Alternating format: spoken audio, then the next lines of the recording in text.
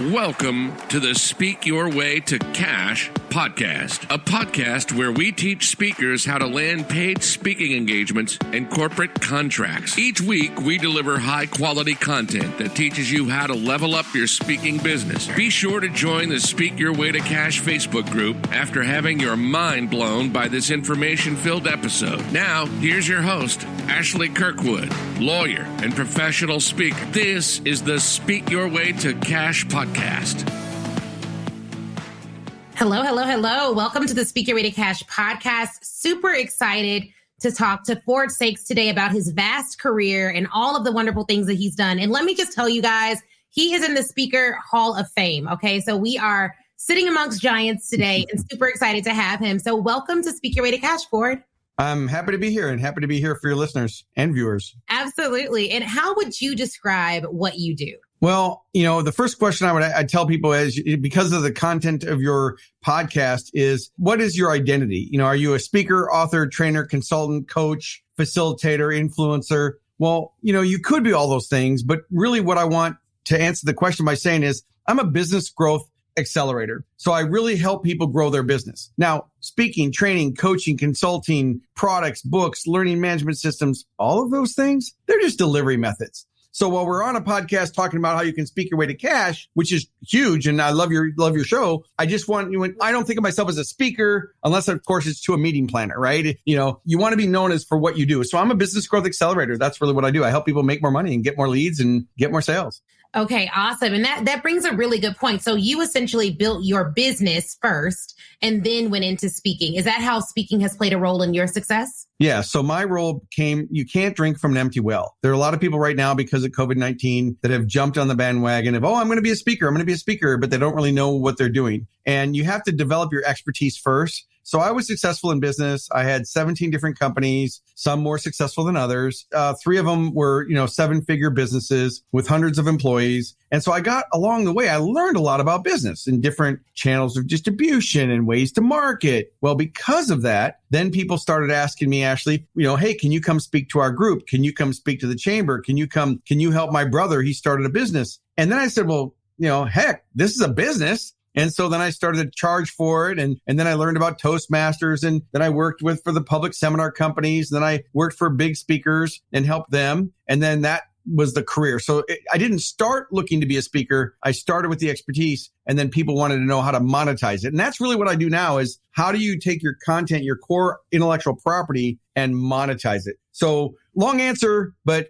I'll give you more as we go. No. That's very, very good. And I think that one of the things that you said, a couple of things that you said that were gold is how do you monetize that intellectual property? And you also just totally just drop that in there that you built 17 businesses, some more successful than others, but 3 were, I assume, multi-7-figure businesses. And as a business growth expert, have you seen in all of the businesses that you started, what do you think is the key to the success of the 3 that really grew and expanded financially that all of our listeners can learn from? Because all of them, for the most part, have a core business that does not necessarily include speaking, and they're using speaking as an additional income stream to the core business. So what would be your thoughts on that? Like making a business successful, what has that looked like for you?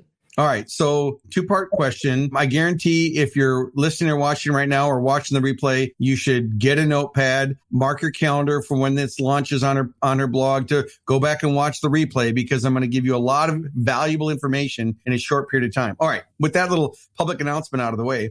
Right. What I would say is it really comes down to the formula of message, market, and method. So wherever you are, whatever type of business you have, products or services, whatever industry you're in, whether you're B2B or B2C, you need to make sure that the combinations of your messages are clear. So I'll just tell you what it is. Your message is your value proposition. So for example, you speak your way to cash. You've got content related to people to learn how to use speaking either to sell or to promote whatever else they're selling. Right. You need to know what your message is. You need to know who your target market is. So back in the day, I managed Les Brown, famous motivational speaker. I managed him for 3 years. And, his speaking fee was $30,000. At the time, mine was $5,000. So here I am in a totally different market, speaking to different sized businesses. And he's speaking to huge corporations and huge things. So you need to know who your market is. And then number 3, you need to know what medium are you going to use to reach the market. So for example, one of the things you're doing is you're using your podcast, building your influence, building your brand. And then of course you have, I'm no doubt, online programs and coaching things that you can do. And you're using this to build trust and credibility. So the difference was what made the businesses successful, not only the ones that I have, but the clients that I work with, is understanding what your value propositions are, how are you going to market, and then how are you going to get that message to the market? So if what you're doing right now is working, if you're growing your influence and getting leads, it's because you have the right combination. If it's not working, I guarantee you, if it's not working, if you've got a business that you know should be working,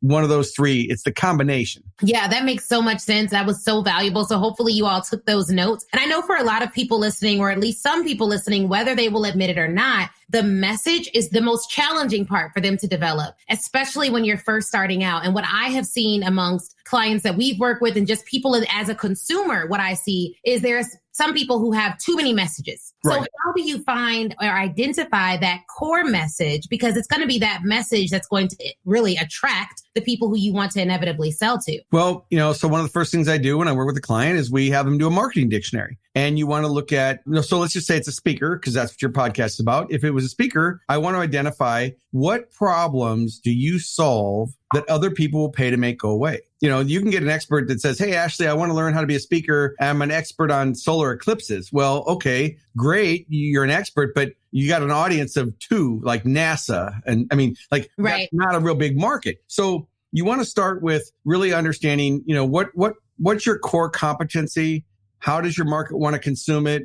Do they want to read it, listen it, or view it? Is it multimedia? So me as a digital marketer, I do a lot of Zoom and StreamYard and live events because it's video. People want to see it. Now, if I was teaching weight loss or, how to handle people with tact and skill, well, then maybe a podcast would be all I need. I wouldn't have to necessarily do video. The biggest thing overarching is you have to know what your brand identity is. You have to know what your value propositions are. And then you need to know what your product pyramid is. So you need to know what can they get for free? What different things do you sell? Because in order to market, you want to know where do people come in to build trust and credibility? It's not just, so people can find about you. They can find about your guest by doing a podcast or listening to the podcast. But then if something sparks them, they're going to go like, I'm going to go connect with that person on LinkedIn.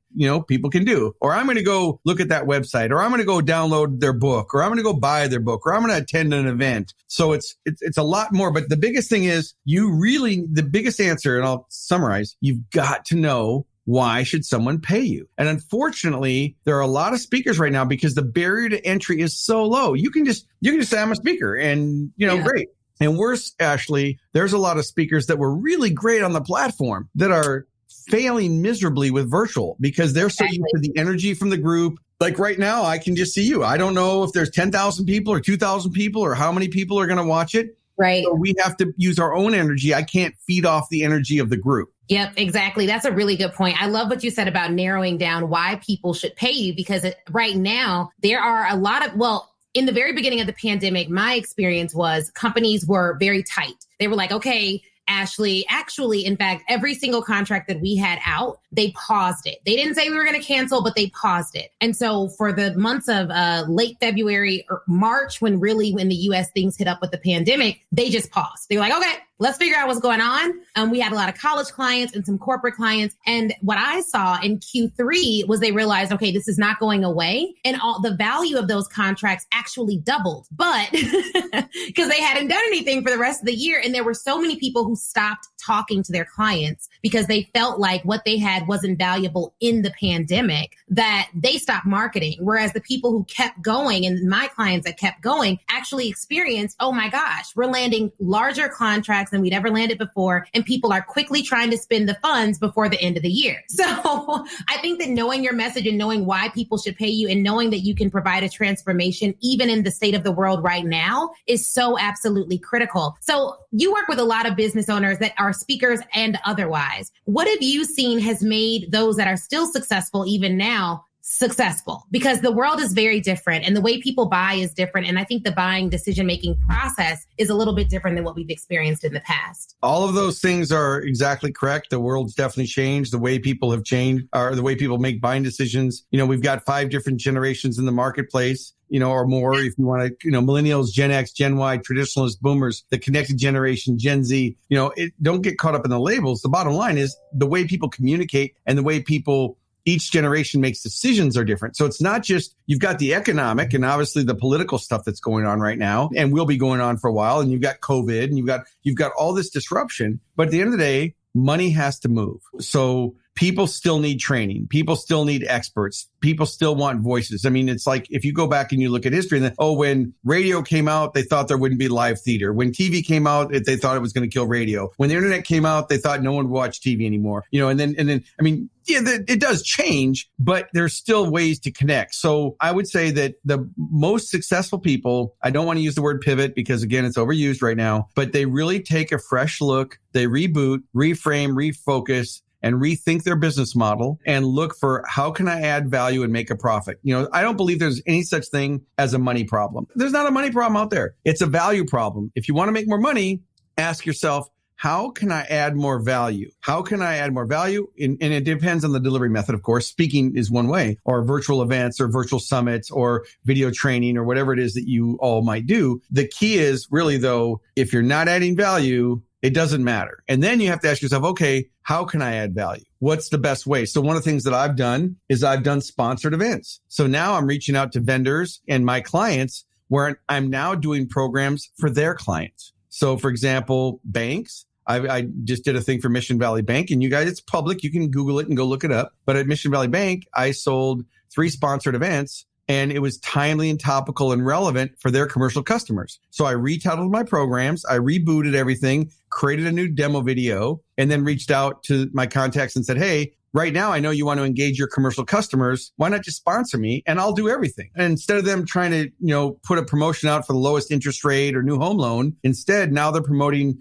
Hall of Fame keynote speaker, business growth accelerator, join us for our reignite, reemerge, whatever the hell I called it. I don't remember now. And so we created a program with 3 programs that they paid for. And now think about it. I'm adding goodwill to Mission Valley Bank. I'm adding goodwill to the commercial customers. They promoted it. They were on the media promoting it. It was on my LinkedIn, Facebook, YouTube, Twitter, Pinterest and all the other stuff. And so it's you have to look at your market and you have to ask yourself, who's my ideal client? For example, I don't speak to nurses. I don't speak to nursing associations. Maybe the association if they're trying to sell to get more members. But no, I mean, that you have to really understand who are you really trying to reach? And there's plenty of money out there. I mean, just don't believe all the hype. And just like you said about the pricing and, they don't have money. No, the CEOs that I'm talking to, they didn't spend that $100,000 or $10 million on their conference. So they have that money that they used to spend on the conference. And A, they have to spend it. B, they want to still communicate to their,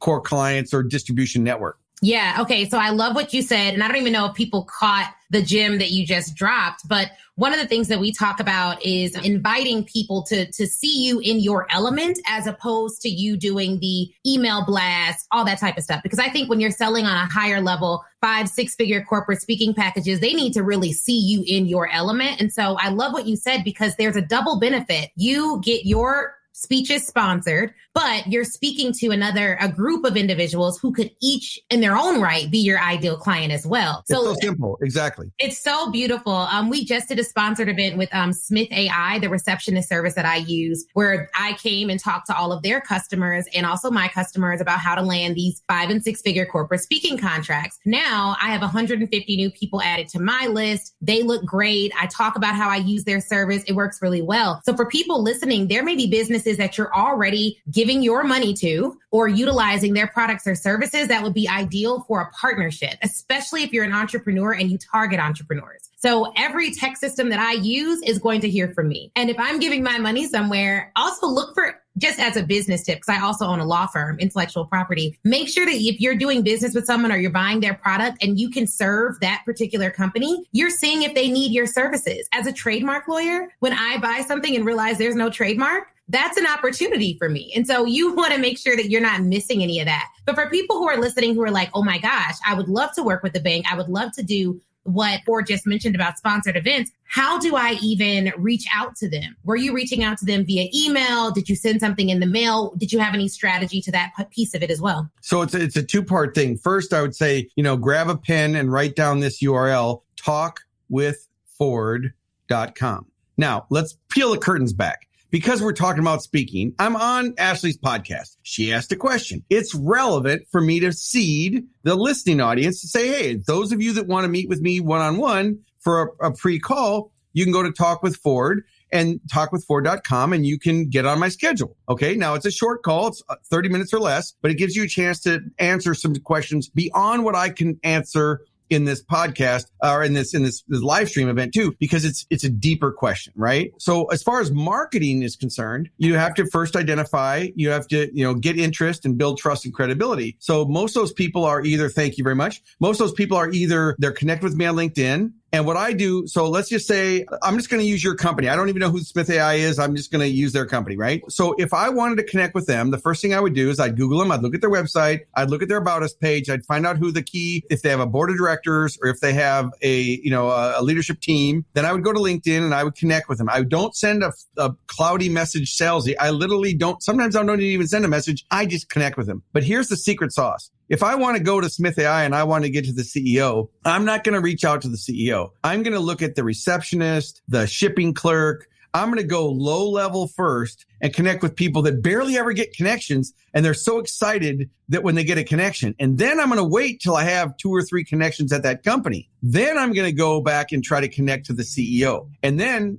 if I actually know anything about their products, I might say something like, hey, I love your voice over IP services or I love your temporary staffing service and I don't even ask for anything. Well, then they look at it, they see the note and they see that I'm already connected to 7 people in their company and they think, well, maybe he's one of our customers. So then they connect it. Well, once I've got the connection, now I can message them if I wanted to, although I don't spam them. I might share something of interest, something of value, something that's personal, useful, and brief, something that's not salesy at all. Like you don't want to be selling, you want to deliver value. For example, I didn't drop Talk with Ford in the first 30 seconds because your listeners are going to be like, no, this is an infomercial. I don't want that. I have to make sure I set credibility. I give you real value. And knowing that we can only cover so much in a live stream event, people want to know more, but you have to deliver that value first. So just like what we're doing on this live stream event, it's the same thing you would do with a bank or a franchise or a corporation. You want to build credibility first, maybe send them an episode of your podcast or a video or a check sheet or a tip sheet. Deliver something of value first, build the trust first, or get an introduction from someone. Just don't try to come straight in through the front door saying, hey, I'm here. I can solve all your problems, because they hear that every day. I mean, I own a creative marketing agency. I've taken 3 calls today, Ashley, from people that want to sell me websites. And I'm like, did you not even Google my name? Like, did you, it'd be like me calling you saying, hey, Ashley, I'm a trademark attorney and, I could really help you. And you'd be like, hello, did you not Google me? Yeah, no, that's so real. And I love what you said about that, because to be honest, I think for a lot of people, they want the fastest way to success. But the truth is what you're talking about is relationship building. And I think what we discount is the more time you put in, the more you can expect out. And it just takes time to build relationships. But when the value of the agreement or the partnership is so large, you can take your time and build it. It doesn't have to be right away. You can spend a few weeks or months putting in effort. And some of the stuff you should have a way to create value with people quickly so that it is something you can put a process to. It's not necessarily something that you have to reinvent each and every time you want to develop a partnership. Yeah. And so if you were taking notes, I'd say, okay, number one, I'm going to do this off the top of my head. So just number one, if you were saying, what are the 5 elements of becoming successful? I'd say number one, you have to have expertise. Okay. You've got to have an expertise. You've got to have a revenue model. How are you going to sell? So I have speaking and training. I'm going to write this down so I don't repeat one of my things. So what was the first thing? First thing was you have to have expertise. Okay. Yep, the second thing is you got to have a revenue model. And so my revenue model is I speak and train to corporations and associations, but I also put my own public events on. So you can, I have public events and live stream events. I'm part of the Legend Summit coming up. The last one was with Les Brown, Brian Tracy, Nita Cobain. I mean, it's some very people that are much bigger than I am. We're part of the Legend Summit. It's not an event I'm putting on, but I do public events. And then, so you've got to have a revenue model. So I go speaking, consulting, products. I have an agency, so we do done-for-you marketing, and then I have joint ventures. So I have joint ventures where, let's say you and I were going to do the speaker summit. Well, you would say, hey, Ford, I want you on the speaker summit. I'd say, okay, Ashley, give me 10% of what you sell on the door, and you'd be like, it'd be your event. So that's a joint venture. All right. So number one, you have to have expertise. 2, you have to have a revenue model. 3, you have to be, I would normally say good on stage, but now it's any stage, whether that's screen or whether that's virtual or Zoom or StreamYard or whatever it is. You got to be good on stage. You have to be able to deliver real value. Now, this is not a keynote presentation. I'm not telling the humorous story. I'm talking fast because I'm trying to give you as much information before you say, thanks for visiting, Ford, and we're on to the next guest. Okay, so that's 3. Number 4, you've got to have a digital footprint. Your digital footprint has some subcomponents. Your digital footprint is your website. So for example, when Ashley reached out to me, there's thousands of people who had podcasts. I'm not just going to go on every podcast that someone asks me because I don't need to. Like if I was just starting out, I might. But I do 7 podcasts a week, at least, if not more, between interviews and other things. So the digital footprint, number 1, is your website. And basically your digital footprint is what shows up if someone Googles your name. So you have to have a compelling website. You have to have your social media profiles effective. Now, I don't spend a lot of time on Facebook because I'm business to business. So my Facebook, my team does it. It could be way better. So, don't throw stones in the glass house. I could do better. I do work a lot more on LinkedIn and YouTube because that's where my market is, right? Mm-hmm. So digital footprint is your website, your social media, your business review websites. So for example, I have over 120 5-star Google reviews. Do you have your Google platform set up or whatever industry you're in? If you're selling homes, then it would be Home Advisor. If it's personal services, it might be Angie's List. So your review websites, your business directory listings, which are, Ashley, if you're a member of an association, you probably have a company listing. If you're a member of Speaker Match, or, whatever, a bureau or anywhere where your name is listed, you have to go back and see, did you update your address, your phone number, your website, your bio, your pictures? And then finally, it's your search engine rankings. So just that digital footprint could be a whole episode in itself. And then the last thing is you have to market. So I'm going to repeat those. 1 is your experience. You have to have good expertise. You have to have a revenue model. You have to be great on stage. You have to have a digital footprint. And then you need to market. I don't like rejection any more than the rest of you. Some people really love rejection. The reason I'm a great marketer is I want people calling me. You called me. I didn't reach out to you and say, hey, can I be on your on your show? Right. You reached out to me because of my footprint. Whether you Googled me or found me or went to the Hall of Fame in NSA or whatever you did, you found me. And I'm not saying I'm all that in a bag of chips. I'm not. There are a lot of people who make way more money than me. And I'm going to say this too. I'm going to detour for a second. You got the 5 things, okay? Which had 3 subcategories. That's a whole thing in itself. But I want to really send a caution. And I'm going to pause for this one. Take a moment of silence. Okay. Listen carefully, everybody. Be careful who you take expertise from when you're trying to grow your speaking business. There are so many charlatans, I call them speaker parasites, that want to tell you that you can grow your business in 24 hours and then they spend 10 grand with me and I'm going to get you booked and here's how I can get you leads. And it's such BS. Now, for keeping this PG rated or whatever, BS stands for belief system. So we're just going to leave it at that. But it's just crap.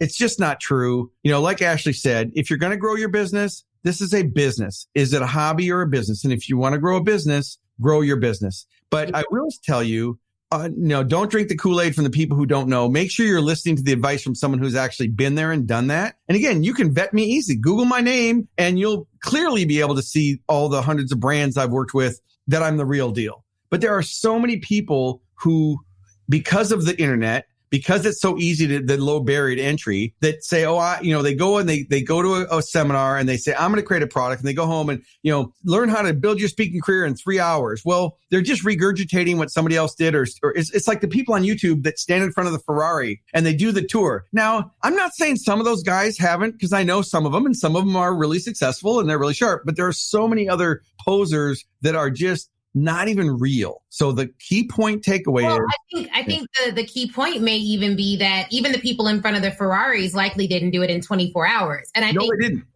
they spent years upon years building their business, failures, having businesses that didn't work out, having businesses that did, multiple investments. And then they feel like they've, maybe they feel like they've gotten it together. And so they're going to give it to you. So you have a shortened learning curve. But the problem really is the selling with integrity, because the fact is it's going to take time, and it doesn't matter who you work with, you also have to do the work. Because I often tell people, I'm not going to send a single pitch email for you. So even my clients who've done extraordinarily well and booked 5- and 6-figure engagements, I didn't send the pitch emails for them. Well, even if I gave them the formula or I gave them some advice or expertise, they still had the confidence, the competence, and the time and the diligence to press send or to do the things that were needed to get done. And so I know people want it quick, but I'm so glad you said that, because we work with people over the course of a year. And a lot of people have messaged me like, oh no, why would I spend all this time? Why would I spend a year? Because it's a business, and it's going, if you spend 1 year building the foundational elements for a business that you can eat on for the next decade, that's not a lot of time. But a lot of people do want the quick course. But what's so ironic is most people buy those quick courses and they don't take them. So it doesn't really matter anyways. Hey guys, thank you so much for listening to the Speak Your Way to Cash podcast. Real quick, I would love if you applied to work with us at Speak Your Way to Cash. In fact, I have created a short application that would let me know if you are the right fit. If you are a speaker looking to land 5- and 6-figure speaking contracts, you should 100% apply to be in the Speak Your Way to Cash Academy. And here's the beautiful thing. If you get accepted into the Academy, you are automatically able to listen to a 2-hour training where I break down the paid method that myself and my clients use to land 5- and 6-figure corporate speaking contracts. All you need to do to apply is go to ashleynicolekirkwood.com/apply. Go to ashleynicolekirkwood.com/apply. Again, go to ashleynicolekirkwood.com/apply. Now, if you want to make it even easier and you're already on your phone, pull out your phone and text me. That's right. You can now text me directly to apply and to learn more about working with Speak Your Way to Cash. So you can text me at 312-847-4590. Again, 312-847-4590. Just text me apply to 312-847-4590. All right, guys, let's get back to this great episode.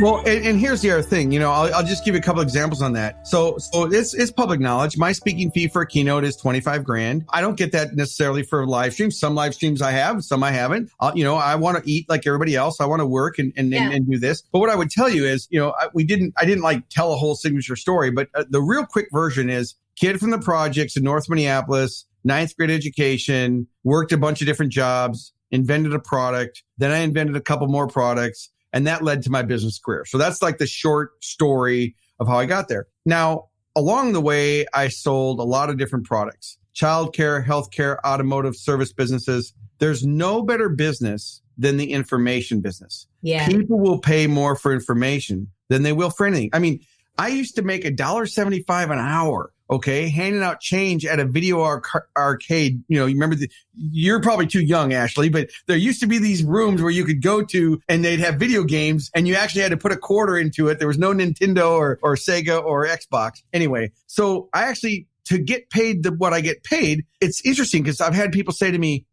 what can you possibly say that's worth $25,000? Well, I've got clients that make $125,000 an hour. So we'll hold that for just a second. So I don't think that $25,000 is like the top of it by any means. I mean, like I said, Les is at $75,000. I just talked to him last week. He's at $75,000 now for a keynote. Okay. So here I'm thinking I'm all that at 25 and he's still 3 times, but he's 10 times bigger. Anyway, so for me to make $25,000, you have to work on your prosperity consciousness and you have to know what you do. Now, when I go into a brand and I help them with their marketing and I help them make $1 million or 10, shouldn't they pay me $25,000? Sure. So going back to the original question about, costs for your year program or whatever it is that you guys are all selling, it's value for value exchange. If you're going to be a consultant, speaker, author, trainer, and you're going to provide value, you have to charge based on what that value brings, not based on cost of goods, not based on the competition. You do not want to be a commodity. So let's say you're a leadership speaker. Okay. Well, there's leadership speakers that are $2,000 and $10,000. Now, here's something very key, and I want you to hear this. If you're new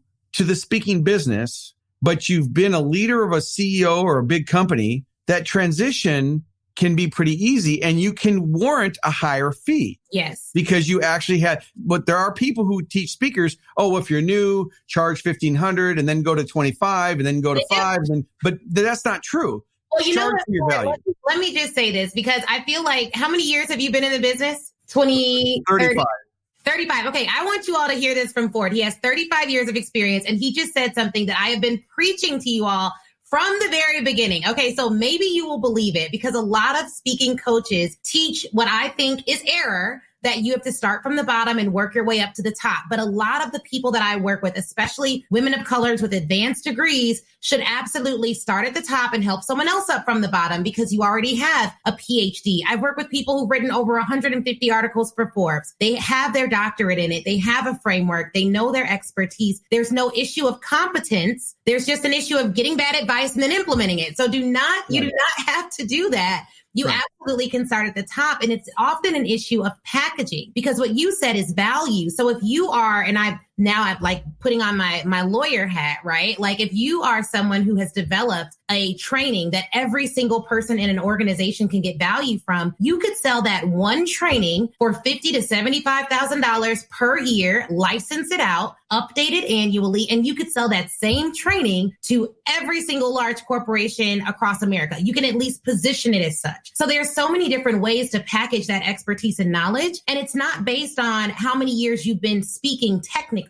They just want to know, can you transform our people from point A to point Z with the information that you have? So hopefully they listen to what you said, because you said you need to work on your prosperity consciousness, which I wrote down because I think it's so brilliant and eloquently stated. I just wanted to point that out, because sometimes people don't believe me. You know, I'm young, but I know what I'm talking about. Okay. I've been in IP. I've negotiated those licensing deals. I've landed them for myself and others. And I've seen companies literally pay these figures when it is packaged and positioned appropriately. Yeah. And so a couple of key points on that. One, I do a lot of public events, and I have business owners that are new. I mean, I work with, brand new people in business, and a lot of speakers, authors, trainers, consultants come to me because they're like, hey, what do I do? And I've spent this money over here, and I spent this money over here, and I've lost money. And what do I do? I hear the same thing that you've heard. And what I would tell people is, some people will come to me and they'll say, I have 15 years experience. And I say, okay, do you have 1 year that you repeated 15 times, or did you actually grow?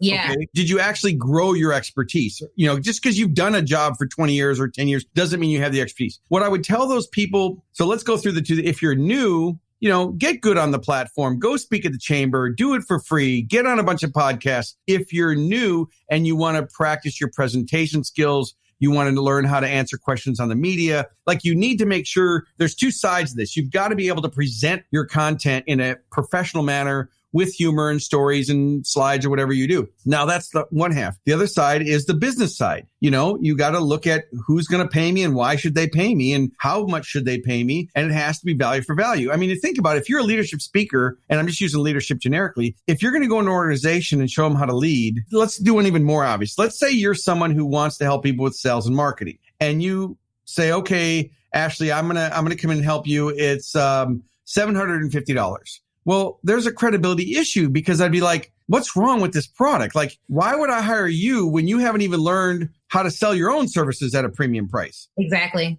So you have to have, that's where the digital footprint comes in handy, because if someone wants to hire you, they're going to Google your name. It's the same thing I did with you. I mean, I literally was like, you reached out to me. I Googled it and I'm like, okay, professional site. She's got 84 episodes. Yeah. Looks like she's got her act together. I'm going to do the show. And now I've got a new friend. Now I've got influencers. Yeah. Now I'm reaching people that I wouldn't have reached because they're your listeners. They're not my listeners. And so now they get a chance to expand my footprint and deliver the real deal. And it's just like if you wanted to be on Ashley's podcast, she can't just interview anybody, because she doesn't want to take the risk of interviewing someone who either A, says something that isn't accurate. And it's okay if she disagrees. That's different. Right. But like I said to you, if I was to say to you right now on the podcast, if you're new, start here.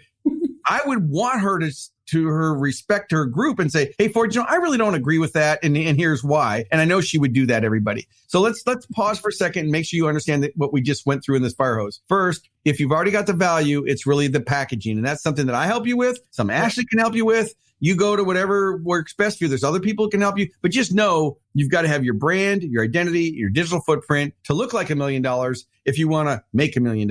It has to be congruent. You can't get professional photos done. Don't have a picture of you holding your dog unless you're in the pet industry. Don't have a blurry selfie with half your face cut off. I mean, make sure you look the part. Okay. And that's exactly what, if you go to Ashley's, Google her name and look at her platform, everything's professional. It's organized. It's clean. It's mobile responsive. She's got enough credibility to have someone go, yeah, I should listen to Ashley. And that's what I'm going to suggest you really be careful of who you spend your money with, because man, I'm telling you what, and I'm part of several communities that help speakers. Yeah. I mean, the Legends thing and, Stage Time University and NSA and EO, and I could just rattle off things the rest of the day. And there's no shortage of people who want to learn. So one of the things that Ashley's market does is, she's going after business owners. She's going after experts. And again, women of color. Like I just talked, there's a client I should give you. She was looking for help. I don't have her name right now. I'll have to email you separately because I don't remember online. But she was a powerful Black female. She was an actress and she was in the corporate world for 30 years. So she was on The Wire. And then she went into the corporate world and worked for like 30 years in HR. And now because she got laid off because of COVID. And so she reached out and she was like, hey, what do I do? And how do I do it? And I gave her some directions. I need to follow up with her, but she'd be a great client for you because she's at that same point where she's got the expertise and she's trying to figure out who to listen to, what advice really works. I think, use common sense that when it comes to prosperity consciousness, I would tell you this, listen to what Ashley and I are saying. Be a critical thinker. Just don't tell us that what we're saying won't work if you haven't tried it. Yeah. That's the biggest thing. Is there's so many people that you give advice to that say, oh, well, that won't work. Well, why are you telling me it won't work when you haven't even tried it? Or I'll call somebody who's in a coaching program with me and I'll say, hey, did you call some leads this week? Yeah. I called everybody and they both said no. I said, well, that's not everybody. I mean, I know.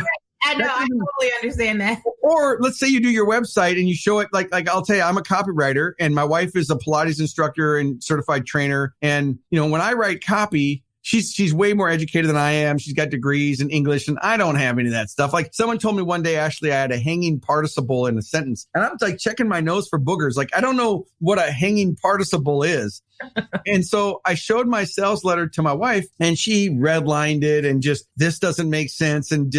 And I tell her, look, I want you to look for grammar because I want to make sure I don't use a word incorrectly or, do something, but the content is fine. Well, she wasn't my market, right? So you got to be careful that you don't go show your husband, wife, spouse, or your friends, because half your friends don't want you to be successful anyway, secretly. So they might give you advice if they're not really good friends. I'm just saying.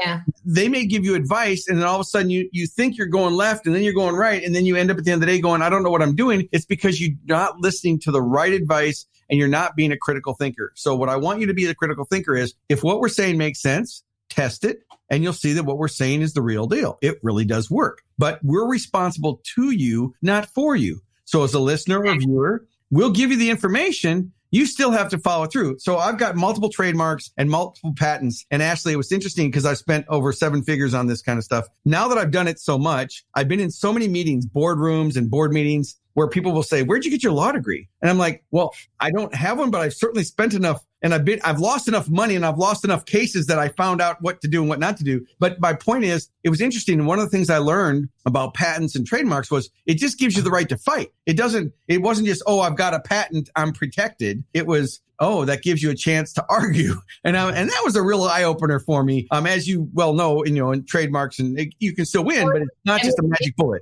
Because you actually, it sounds like, have fought. Because what we see is a lot of people are like, oh, I have 15 trademarks. They would not spend $1 to defend any of them. And so that becomes a problem. And there's some deterrence factor to it. But the fact of the matter is, you have to be prepared to go to litigation if someone violates that right. Hey, I have a question for you, Ashley. It's been more difficult. So here's a question. Have you ever heard the term sales funnel? Yeah, of course. Okay, so the guy who owns that trademark is a friend of mine. His name's Ray Leone. He's 76 years old. He's been producing products for 50 years. Okay, he owns the trademark on Sales Funnel. I was on a group call with him. It's no secret. You guys could Google it. I was on a Zoom call with him yesterday, and he said, "You know how I'm going to make money? I'm going to go after all these people that have violated my trademark." And he's like, just thinking he's going to make millions. And I said to him, Ray, I got good news for you and bad news. I said, first of all, you've never protected it. Yeah. So even if you have the trademark, you didn't protect it, which basically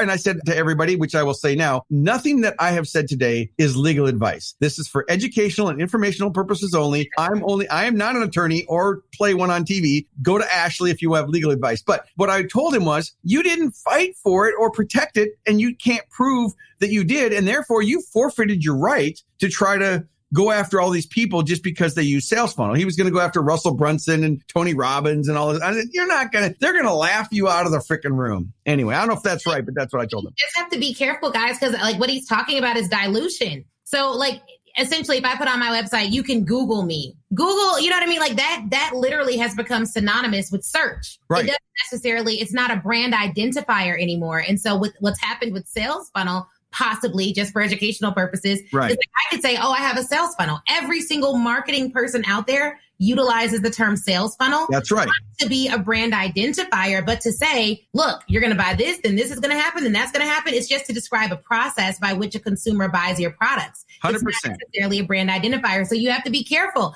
And that happened. There was a recent case, very popular, with the Black Lives Matter. It's not a brand identifier anymore because it's so widely used and it hasn't been policed or protected in that way. And so you have to be very, very, very careful. If something goes viral or takes off, all of those things may mean that you're on the path to dilution. So if you don't protect and defend, it can become something that's just open for the general public. So you want to be really, really careful with that stuff. But it's so interesting because your intellectual property is the one thing that's going to make you, I think, the millionaire the fastest. And that's what I tell speakers is like those licensed rights and you creating products and you creating trainings that you can sell and blow up and kind of just do without you being there. That's going to be the fastest and most secure path to millions. And I think when it comes to you selling your company, it's going to be those products that will make your valuation stick more so than it being a totally personality driven brand that people can't value otherwise. So just keep those things in mind, guys. This has been such a good conversation. I feel like we didn't even get to so many other things that we could talk about, but we are new friends, so we will stay in touch. And you mentioned that you work with Les Brown, and I would be remiss if I did not ask this. What is the thing that you've seen in the careers of some of your peers in the industry, like Les and some others that you've mentioned through this interview, that has allowed them to last as a speaker successfully, and yourself included? I would say they were beyond content to a personal identity. So, anybody can tell you think and grow and, believe in yourself, but it's tell a story, make a point. And so the people that have been able to be successful weave in their personal stories, not just other people's stories, not just, regurgitating stories that everybody uses or reading Chicken Soup from the Soul and thinking you're a keynote speaker. But it's and I got plenty of those, but it's really looking at your significant emotional events in your life and then making points because of it. So just like what Ashley did today, she was saying that, she was successful as an attorney and trademark. And then now she's telling people, look, the fastest way to grow your business is to create that intellectual property. I would say the two things are really, you've got to have that personal identity. You've got to have a brand identity, and you've got to have a really clear one. People need to know how to describe you to other people. You've got to be remarkable, timely, topical, and relevant. The reason that Les Brown, Les is an anomaly. He's like a brother to me. So that's a little different. But, if you're any type of speaker, you really have to have an identity. When someone thinks about you, what do they think about? If they can't describe you, then you don't have a clear brand identity. So I've worked really hard, and I'll share with you. When I first started in this business, I'm an entrepreneur of success. And I thought I wanted to be a motivational speaker because I loved motivational speakers. But I'm not a motivational speaker. I mean, yeah, I get hired and they think but that's not where I'm the guy that looks at your business model and connects the dots and helps you with your sales funnel. Good luck, Ray Leone. Good, come after me if you want. But I'm someone who helps you with your model and really helps you. I do help you increase your influence, build your subscriber list, help you get leads and referrals, and then help you get more sales, new and repeat. So I'm very clear what I do. My identity is very clear. But when I started, I thought I was going to be motivational, and that shifted. And then I promoted myself as a marketing speaker. It was all marketing. But what I found out was, in my own way of thinking, marketing is a feature. It's a process. What people want is the result of marketing. So what I want you to think about is, what do you do? Now, obviously, if a meeting planner calls me and says, I want a program on marketing, sure, I can help you with the marketing. But business growth or business growth acceleration is the result of marketing. So what I want you, everybody, to think about is what's the end result of what you do? It could be around leadership, communication, diversity, inclusion, production, productivity, creativity. I mean, whatever your topic is, but you've got to make sure that you're communicating in a way that people know why they're spending the money. They need that emotional reason why they're spending, but then they need the logical reason. Yeah. I don't know how much time do we have left. Are we almost at the end? I don't remember how long we were going today. Oh yeah, you're great. Did you have something else? I mean, I'm going to share something else. So I had a guy call me. His name was actually Tim Scher, the guy who actually founded the Legend Summit. And you guys can Google it later. But years ago, he called me and he said, I was looking for a speaker coach. And he said, I've spent so much money with all these other programs. And your name kept coming up. He said, I just want to talk to you. So I did the talk with Ford, just like I gave everybody here. You can go to Talk with Ford. And on the first call, we talked and I said, I can really help you. And he said, well, what's it going to cost me? I said, it's $10,000. And he's like, oh, no, I just want to ask you some questions. And I said, okay, it's $10,000. And so we went back and forth. And he's like, well, what will that do? I said, you get instant access to me for 90 days and I'll help you with everything related to your brand. And I guarantee you I can help you make the $10,000 back. I said, so, if you want, now, obviously I knew he had expertise first. He had to qualify, but once he qualified, I knew he could do it. So he says, okay, I'm in. I've checked you out. I'm going to spend the money. So he spends the money. He gives me his American Express. We schedule a Zoom call. At that time, it was GoToMeeting. You guys can Google GoToMeeting. It wasn't Zoom. So we go our GoToMeeting session for the next morning. And I get on the first call and there he is on the webcam. And he says to me, hey, I've got some bad news. I'm really sorry. I said, what's going on? He said, well, I told my wife that I invested in another coach and she was going to divorce me. She said, if I spend one more nickel on speaking or becoming a speaker, that she's going to divorce me. And he was dead serious. There was no joking. He's like, look, I'm really sorry I wasted your time. I respect you, but can you give me a refund? And I said, sorry, there's no refunds on consulting. He said, well, we haven't even started yet. And I was kind of pulling his chain a little bit, but I said, look, why don't we have the first call? And if after the first call, you still want your money back, I'll give you your money back. We're already on the call. I've already got it blocked off. Let's just see if I can help you make some money. I said, let's get the money thing out of the way. I said, do you have expertise? Yes. So he was somebody who worked with people to reduce their disruption in their organization and to reduce their stress. This is pre-COVID, guys. This is years ago. So I said, who are you going to sell to? He said, well, I've got a lead. I'm going to speak in 2 days.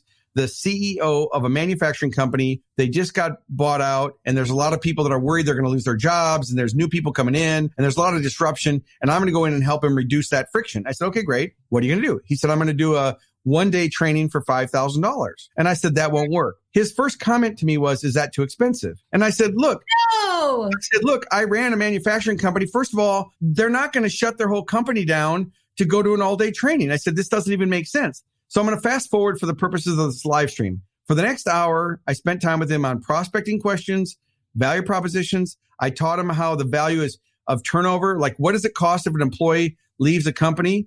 They lose 6 months worth of work, the brain trust, the relationships. I showed him how to value what he did because he didn't know how to value. He didn't understand how to value what he did. I said, look, I'm going to write a proposal for you. You're going to go in and you're going to ask, I said, bring a notepad. And I actually had a notepad right there. I said, bring a notepad, read it right off to the CEO, ask exactly what I'm telling you to do, follow my plan. And if the guy doesn't sign the deal, I'll give you your money back.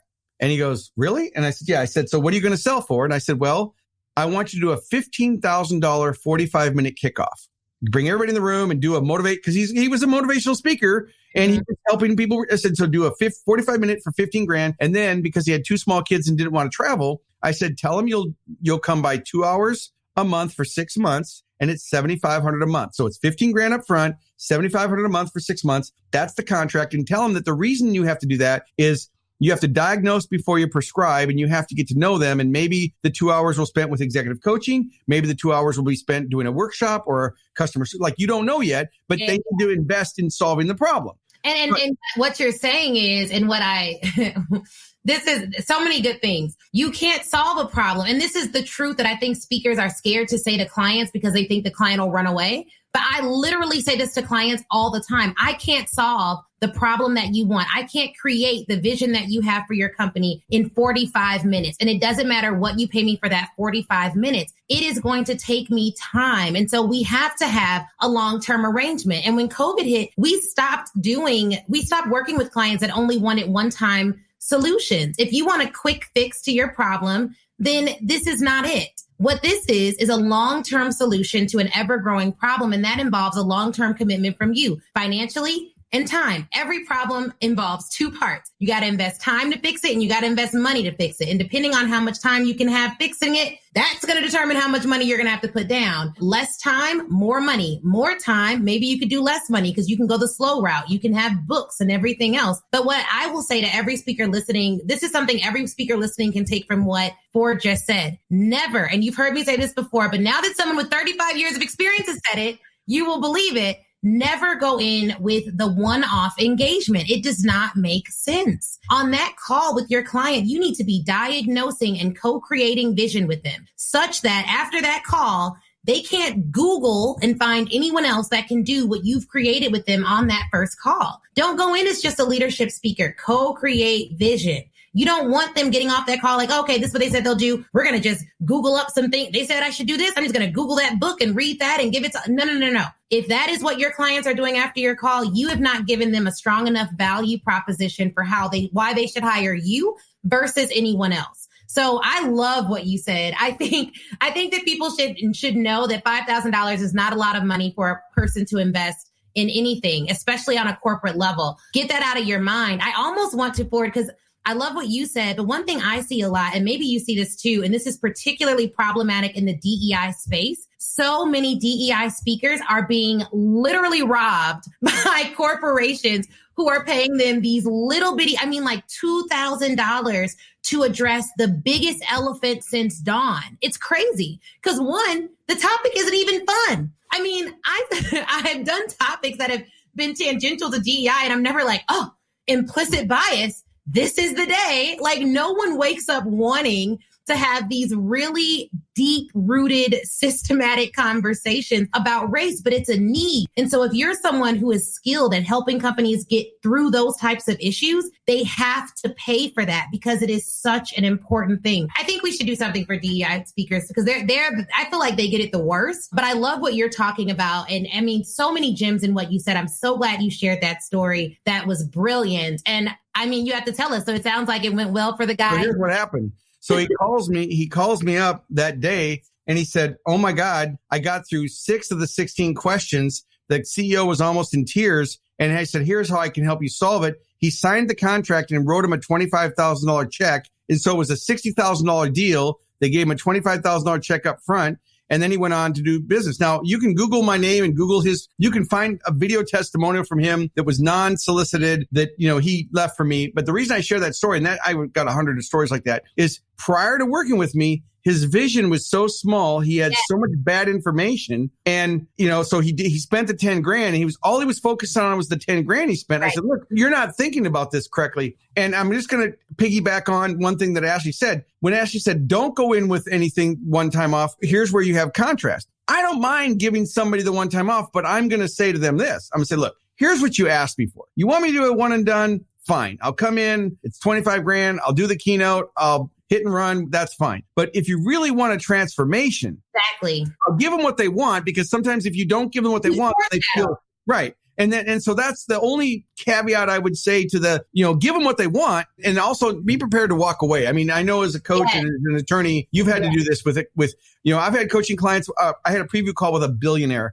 who I won't name because you guys would know who he is. And he wanted to be a speaker. And he wanted to go out and, tell his story. He made a very big company that was well known. And I kept on trying to give him ideas. And every idea on the first prospect call, he just was telling me it won't work. And I said to him later, I said, Brian, this isn't going to work. And he said, well, why not? I said, look, I don't think I'm the right person for you because every idea I've given you, you've told me it won't work when you really don't know. Yes, you've made $1 million billion more money than I've ever made. This isn't the sandbox you're playing in. You think that because you were successful over here, that you can apply that. And I said, there's some nuances that you just aren't ready to hear yet. So he went and he failed for 6 months. And then he came back and said, okay, now I'm ready. And so the note is, you get it. You said something that signals your integrity. You said this probably won't work. And I think for people who are listening, who are like, how do I evaluate whether or not I should work with a particular coach? I'm always leery of coaches that take everybody's money. I'm always leery of people who are like, oh yeah, I can help everybody. I can do everything. That works out perfectly. I don't think you should work with those types of people, because we've had people even come to us like, oh, well, are you going to teach us Facebook ads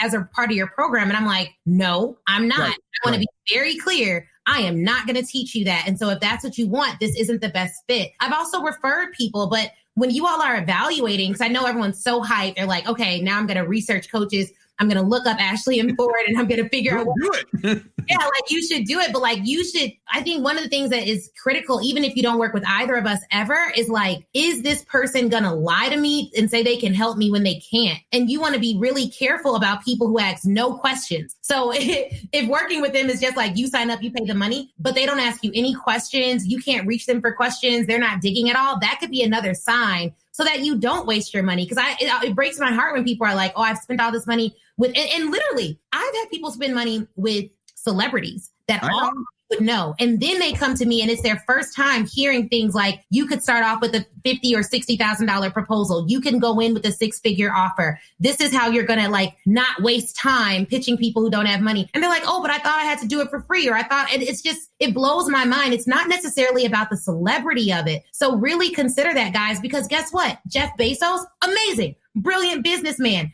but he may not be a coach. So It's not necessarily, is this person rich? It's, are they able to give me the information that I need in a step-by-step manner to get the result that I want? Like, don't get caught up in the Ferrari and the private jet. That doesn't matter. And I think people just want to be tangential to successful people more than they actually want to get the information sometimes. Yeah. And I think the other thing too is, we've covered so many different areas just in an hour, right? And here's why. I'm going to peel back the curtains. Now, if this was a podcast for a different type of topic, I wouldn't pull back the curtains. But what am I trying to do? Okay. Obviously, I'm not trying to take subscribers or listeners away from Ashley. If I add value, you guys will know I add value. I'm not saying spend money with me, but maybe you refer, maybe you need a website, maybe you need branding, maybe I offer something that she doesn't. And if nothing else, now you know who I am.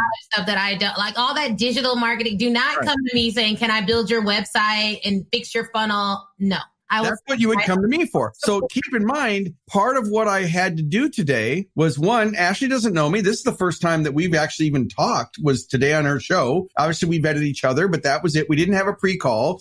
She has her agenda. I'm a good enough guest to let her take it where she wants to go. But I have an agenda too. I needed to make sure you knew I was a speaker, that I had credibility, that I've worked with people in all different sizes of their business. I had to drop enough topic areas. So 2 things happen. One, now Ashley knows, hey, my guest just canceled. Ford, can you jump on a call? She knows that we could jump on a call because we could do an hour on any of the things that we just talked about. Yeah. Trademarks, product development, branding, digital footprint, digital marketing, email marketing, how to price your services, how to do your value ladder. We got a year's worth of content. Now, obviously, as a expert, I'm not just going to give it away, but you can't give it away enough for free. So I want to just talk about the free to fee thing. Go, everybody here, regardless of what your industry is. I'm looking at the chat. So Aria and other people that are on Facebook and the other people that are here, Lori and everything, share your expertise. If you're new, get good at the podcasting because that's easy. Get a camera, get a good mic, do the podcast, get used to doing that. Then go to media, then build your platform where you're actually selling it. But if a company says to you, I don't have a budget, here's what I will tell. I'm going to give you a gem right now. If you're in this business and you're a speaker and you've heard this before, no matter what fee you quote, the meeting planner is always going to tell you it's too expensive. I don't care what price you're at. You could say I'm $2,500 and they go, oh, we don't have a budget. Or they say we don't pay speakers. Or, well, you're going to get a lot of exposure. Well, sometimes that's true, just for the record. But most of the time, right. You need to say, if a meeting planner says, what's your fee? Never give price before value. Rule number 1. So if someone's saying, what's your fee? And I say, well, let's talk first. And they don't want to talk. I'll say, look, I'm the wrong speaker. Because if all you're doing is making a decision based on fee, then you're going to make a bad decision and you don't really care about your audience. And I just get out of the way. Number 2, if we do add value and she is interested in hiring me and they say, well, your fee's too much. We've got speakers that will do it for half the fee. Here's what I say. I'm sure those other speakers would like to charge what I charge, but they don't make the impact I do that allows me to charge the fees I charge. So you guys can use this, record it and reuse it. I don't care what service, if you're an attorney, a doctor, a home healthcare worker, whatever you do, if someone's competing with you on fee, you just say, well, You can say two things. You can say, I do have packages that fit most reasonable budgets. That's one thing you can say, just so that you can keep the conversation going. So I do have packages, or I do have products, or I do have fill in the blank that fit most reasonable budgets. That allows you to negotiate and change the scope and change the size. But if it's fee to fee, I just say, look, I'm sure, especially when I do sales and marketing, it's so easy for me. I say, do you want someone to come in and help you increase your sales, where the first thing you teach your salespeople is to drop your fee? Is that why you want to hire me? So it's easy for me because of the industry I'm in, but it doesn't matter what topic you have. You can just say, well, I'm sure there's people that would like to charge what I charge, but they don't make the impact, or they don't have the 12 years of experience, or they haven't been a CPA or whatever it is that you are, right? And so knowing how to communicate, you can learn this. This is a skill. This is language, guys. Yeah, it's language. And honestly, I think that for a lot of people, it's beyond language. It's the confidence to hold your clients accountable. And one of the things that you can do is if you're starting a new relationship with a client that's going to hire you in a consultative role, you need to start advising them from the jump. So if you're a DEI expert, or you talk in any of that space and people want to underpay you, you need to be comfortable saying, are you comfortable with me holding you accountable? Because that's a part of what you get when you hire me. I don't want you to undervalue this, because it sends the wrong signal to your employees. Like, sometimes you just need to be honest with your client and make sure that they are being reasonable in what they're doing. And I love the language that Ford gave us, because you need language, people. Most of you watching are experts. You already know your stuff. You already know that you can actually help these companies out. You just don't have the language to sell into corporate in an effective manner. And so you sell a little bit, like you send the pitch, which took confidence. But then when you get on the phone, it's like, oh my God, I can't say the figure. And so what I would recommend every speaker do is write themselves a check. Don't, cash it or whatever, but write yourself a check with that ideal fee for the one-time engagement. If you can't imagine making $25,000, that needs to be your number. If you can't imagine making $100,000, that needs to be your number, and really push yourself and then say it out loud. My fee is X. The value of this contract is X. My average contract value is X. Like, start saying it, because it's difficult when it's your first time saying that fee. And what I see speakers do is they'll say like, oh, it's $15,000. And then if they don't respond right away, it's like, but I'll negotiate. That does not need to happen. Like, you need to say the fee is the fee. Boom. And then you can do what Ford said and take some things off. But if you are going to say a fee, if they can't pay that fee, you have to reduce the services that you provide. Yeah, exactly. And I want to just clarify something before I lose the train of thought, if it's okay. Yeah. Not having been paid that fee doesn't make you not worth it. So I just need you to know, sometimes you're like, well, I don't have the confidence. So what I would tell you, if you're resistant to selling, here's what I would say. Forget selling. You're helping people. And if you really care, if you really do sincerely care about helping people, just remember, you're not selling, you're not switching hats, you're not going from an expert to a salesperson. You're just helping people. So I want you to really, think, how can I help more people today? And then when someone brings up a resistance, you go back to helping. Someone says, oh, that fee's too expensive. Well, I really like helping organizations build strong teams and be more inclusive and, and that's why you have to know how to communicate your value, right? And then you have to understand who the benefits are for. If it's a CEO, they want to retain top talent. They want to build better teams. They want to have more productivity. They want to reduce turnover. You have to understand how to say those words to say, oh, your fee's too expensive. Go back to why they should do it. And you can also say, and as an added bonus, it helps you with your compliance. It helps you with your onboarding. It helps you with your training. And then you can toss in there. And if you'd like, you can also record it and you can use the replay. Well, that gives you a chance to add more value. So a lot of things we're talking about here, I think it's really important for your expert audience to realize that not having been paid doesn't mean you're not worth it. No, not at all. You haven't positioned it. It means you have not positioned it. And don't undervalue the importance of time. I love the sales conversation, but one of the things that I've done, and that's worked, is I've said, okay, great. I understand your position now. Why don't you go back and check? And we have a call tomorrow about this. Give people time to make things work. It doesn't have to happen on the first call. You can give them time. You can have another call. They can go back and reevaluate, because people have departments, different budgets, different pockets of money, and those conversations can occur, but those conversations take time. And if someone really wants a deal to happen, especially I've seen this with colleges all the time, but also now with companies not traveling as much,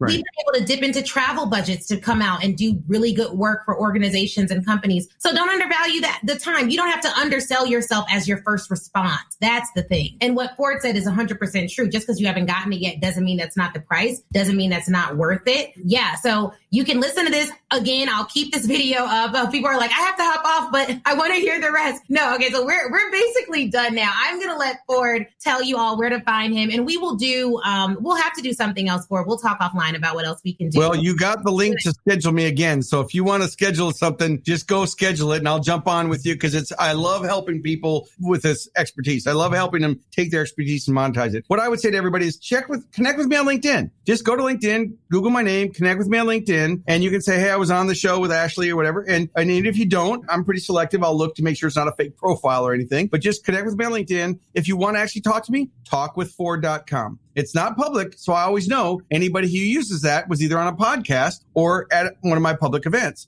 So talkwithford.com, which you just put up again in the scroller at the bottom. So that's all I have. It's been a pleasure working with you and your listeners and viewers today. I'd love to do another one. And here's why, Ashley. If you would have not been the real deal, I would have got out of here in 10 minutes. Yeah. I would have said, you know what? It's been really fun, but I got a phone call. It's like that blind date. Hey, my phone's ringing. Right, exactly. But I know you're the real deal, and I'm going to give you the testimonial that you deserve. Look, ladies and gentlemen who are watching this, look, she's the real deal. Listen to her language. She knows what she's talking about. She does know how to help people, and we've just both given you $1 million worth of advice. If you really go back and watch this and pause the recording and take notes. We're responsible to you, not for you. My gift to you is I want you to take action and then let me know how it works. But that's all I got. That was so good. No, this conversation was really good. And you all know how the conversations just flow when we have someone amazing and dynamic on. So I'm so excited about that. You all can definitely listen to the Speak Your Way to Cash podcast anytime. And if you're interested in learning more about working with us, just go to ashleynicolekirkwood.com/apply and you'll learn about our group program that actually kicks off January 19th, 2021. But you can apply as long as we keep the application open, you can apply. So if you're interested, just go to ashleynicolekirkwood.com/apply. But Ford, you've been amazing, amazing, amazing. I love these types of conversations. So I'm so glad that it went the direction that it did. The value was immense. Thank you so much for being on the Speak Your Way to Cash podcast. And thank you guys so much for listening to the Speak Your Way to Cash podcast as well. And I will talk to you guys next time. All right. Wasn't that interview amazing? If you're anything like me, you have pages full of notes. But here's the thing. Before you head out, I want you to go to facebook.com and join the Speak Your Way to Cash Facebook group. That is where I am. That's where a ton of other speakers are, a ton of other people who listen to the show. We all congregate there and chat. And it's 100% free. Now, if you're ready to take your speaking career to the next level, I have 2 ways for you to do that. One, you can go to ashleynicolekirkwood.com/SYWTC live replay and pick up the live replay. That training is 7 modules, chock full of information. It's crazy. Go over there, read all about it. Or if you want a more personal experience, you already know that you want to be a speaker. You're ready to fully commit and you want someone to walk you through it and save you tons of time Googling and doing it on your own, then book a VIP day with me. You can go to ashleynicolekirkwood.com, scroll down until you see the VIP day section and get more information on that there. All right. Thank you guys again for watching. Please do not forget to leave us a review. That is how we keep this train rolling and get some of the best speakers in the world to get on this show. So please, please, please leave a review. Shoot me a message on Facebook or Instagram, and Facebook in the Speak Your Way to Cash group, Instagram at The Ashley Nicole Show. And I'd be more than happy to chat with you and say hi. All right, y'all have an awesome, awesome day.